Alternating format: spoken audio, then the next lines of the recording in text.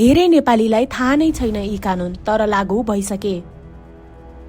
बलात्कारको उजुरी गर्ने दर्ता समय सीमा पहिले 35 दिन थियो, अहिले 1 वर्षभित्र उजुरी गर्न पाइने व्यवस्था गरिएको छ। 60 वर्षभन्दा माथिका बुबा आमालाई छोराछोरीले हेरचाह नगरेमा कानून अनुसार जरिवाना वा कैद सजाय हुन सक्छ। वेबसाइट, ब्लग, अनलाइन मिडिया अब सूचना विभागमा दर्ता नगरी सञ्चालन गरेमा कारबाही गरिने। फेसबुक, टिकटक, युट्युब आदि मार्फत चरित्र हत्या गरेमा 5 वर्षसम्म कैद वा जरिवानाको व्यवस्था गरिएको छ।